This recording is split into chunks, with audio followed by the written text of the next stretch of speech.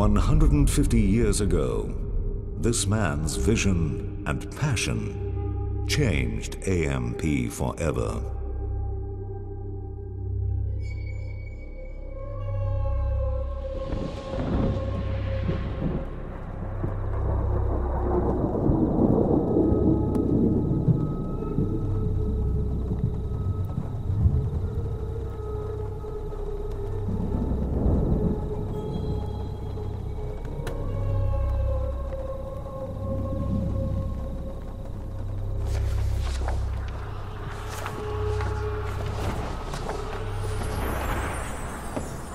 When Benjamin Short steps up onto the deck of the Hannah More, he is greeted by a sight to behold. Stars as I had never seen before. Glory be, a whole new life under a new sky. Short is 27, married with 3 small children, wheelwright and coach builder by trade, an evangelist by calling. Like so many immigrants to the young colony, he is determined to help shape a new nation with none of the failures, injustices, or sufferings that have befallen England. On going ashore, he sees a newspaper advertisement for the Australian Mutual Provident Society, and he applies to be agent for this company.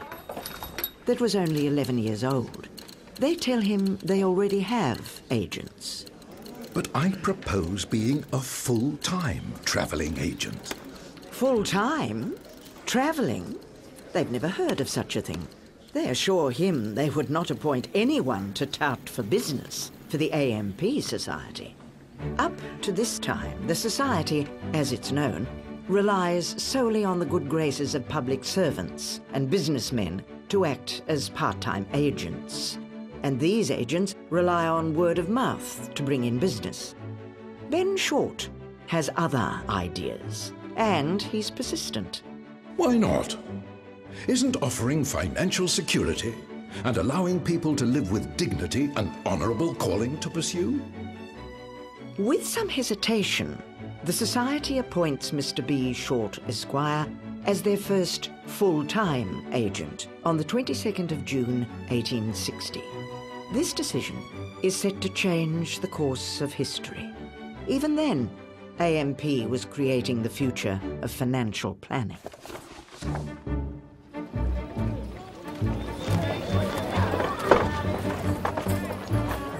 The Society's newest agent isn't about to wait for people to come to him for business.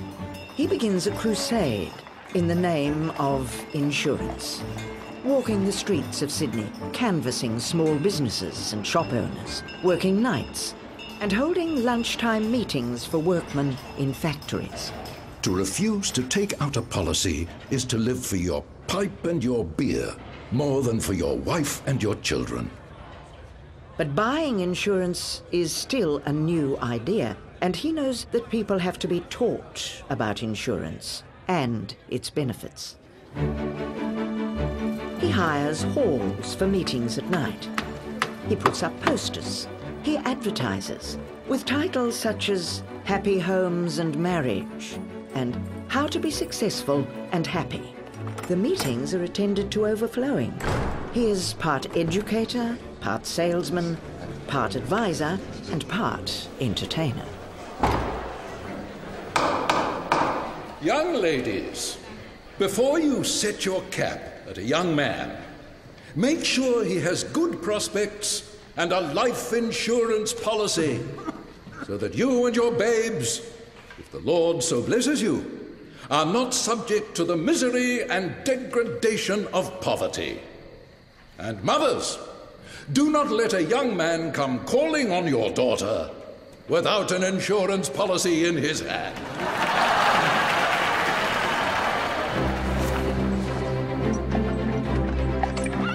Mr. Short is a born storyteller. He takes to the road in a horse-drawn buggy, accompanied by an AMP Society doctor and 2 native horse wranglers, who are in charge of a mob of fresh horses. He travels over almost impassable roads, in all weathers, to the furthest reaches of colonial Sydney, often travelling for days, just for the one appointment. He sails up the treacherous coast to Newcastle and tours through the Hunter Valley, holding even more meetings. Benjamin Short is intrepid. Selling insurance, annuities, and endowments, here's a financial planner in all but name. In this, his first year with the Society, he writes an impressive £138,000 worth of business, equivalent to around $10 million today. To Short's dismay, he sees that Sydney hasn't escaped the evils that have afflicted the old country. At the Rocks, he encounters festering slums and wretchedness equal to anything he has seen in London's Whitechapel. Drug addiction, drunkenness, prostitution, and rampant crime. I have a burning desire to do something to awaken sufficient interest in the minds of my fellow citizens, to commence a purely unsectarian mission on the same lines of the London City Mission. To this end, he gathers together a group of eminent citizens and establishes the Sydney City Mission. With the motto, "Need, not creed," the mission ministers to the destitute, the sick, and the dying, regardless of faith. In this time, before government welfare or unemployment benefits, the mission saves untold numbers of families from starvation. Benjamin Short works tirelessly for the mission throughout his life. The AMP Society is eager to utilize Mr. Short's talents further afield and sends him to Victoria, Tasmania, and South Australia. These are arduous tours that take Benjamin away from home and his growing young family for weeks and months on end. By 1871, the Society has full-time canvassers operating across the length and breadth of Australia. For Benjamin Short, the board has a new challenge: New Zealand. His mission: to establish a strong presence for the AMP Society here. An agency is quickly established in Wellington in anticipation of the establishment of a branch, and Short sets out on his travels with the same fervour he has shown in Australia. He concentrates his efforts on the South Island. His travels take him along roads that are barely tracks, where tunnels are yet to be drilled, where rail lines are yet to be laid.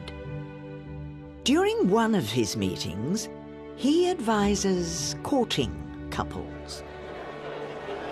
Marriage at the age of 22 will increase your life by 10 years.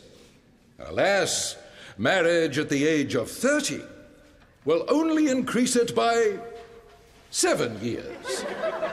And for perfect happiness, your in-laws should live a good distance away. Everywhere he goes, his sincerity, his good humour, his knowledge, and witty anecdotes win over any skeptics. He is an exemplary representative of the AMP Society. What is meant to be a few weeks' stay in New Zealand turns into months. With the prospect that months may turn into years, he decides to make a permanent home for his family here and settles in Nelson. His success in New Zealand matches his earlier successes in Australia. Within 3 years, he has written £600,000 worth of business, about $48.5 million worth of business today. And still, he conducts his lecture tours with undiminished energy and focus. In one 10-week period, he holds 100 meetings. After 10 years in New Zealand, Benjamin expresses a wish to the board to return to a metropolitan agency in Sydney. They agree, and on his return, he sets up his office with his son as his assistant. But as ever, he doesn't wait for business to come to him. He advertises, he tours, and lectures. I tell you, the Australian Mutual Provident Society is a sure friend in uncertain times. When he retires as an agent for the Society after 25 years, he estimates that he's written 12,000 policies, worth almost $600 million in today's terms. A phenomenal achievement at a time when a weekly wage is seldom more than £3, or about $330 today. This is the stuff that today's AMP financial planners are made of. But still, he goes on. Nothing grieves me more than to be idle. In 1892, Benjamin is successful in his campaign to be elected to the board of the AMP Society. As a director, he champions the acceptance of policies on female lives, on equal terms and lower interest rates. And he lobbies for the opening of an AMP branch in London. In 1912, Benjamin dies at the age of 79, having been a director of the Society for 20 years. By anyone's measure, it is a life well lived. I hope that I have set an example which others may emulate. And his legacy? Benjamin Short is the forerunner through his innovation, his integrity, his philanthropy, and his conviction that he was making a real difference to people's lives, of what is today regarded as the honourable profession.